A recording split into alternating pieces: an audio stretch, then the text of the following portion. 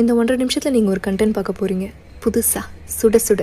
இந்த கண்டென்ட்டோட பேர் என்னென்னா the art of being broke. காசு இல்லாமல் இருக்கிறதே ஒரு விதமான நிம்மதி தான். ஃபார் எக்ஸாம்பிள், என்னை யாரும் இப்போ பிக் பாக்கெட் அடிச்சுட்டு போயிட்டாங்க, எனக்கு கவலையே கிடையாது. ஏன்னா என்கிட்ட 10 பைசா கிடையாது.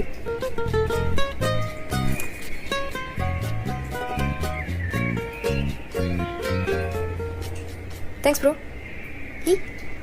ப்ரோக்காக இருக்கவங்க சிங்கிளாகவும் இருந்தாங்கன்னா அதுதான் பெஸ்ட் காம்போ. காசு இல்லைனா ஆள் இல்லை, ஆள் இல்லைனா ஸ்ட்ரெஸ் இல்லை, ஜாலியாக இருக்கலாம்பா. சாப்பாட்டுக்கெலாம் பிரச்சனை கிடையாது. ஏன்னா பிரேக்ஃபாஸ்ட்டுக்கு அண்ணா ஒரு டீ, லஞ்சுக்கு அண்ணா ஒரு டீ, டின்னருக்கு வேணும்னா ஒரு டீ.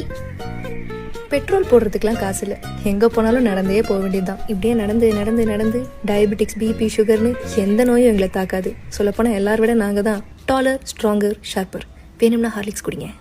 எங்களுக்கு ஈகோ கிடையாது, திமிரும் கிடையாது. ஹம்பிளாக சிம்பிளாக வாழ்ந்துட்டு போயிட்டே இருப்போம். லைஃபோட லிட்டில் திங்ஸை என்ஜாய் பண்ணக்கூடிய சுச்சுவேஷனில் இருக்கவனுக்கு தான் அதோட சந்தோஷம் புரியும்.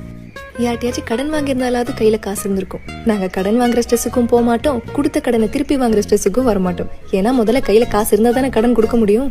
ஸோ இனிமேல் காசு இல்லாதவனை இலக்காரமாக பார்க்கறத விட கொஞ்சம் பொறாமையோட பாருங்கள். ஏன்னா நம்ம எல்லாரை விட அவங்க தான் நிறைய இடத்துல நிம்மதியாக இருக்காங்க.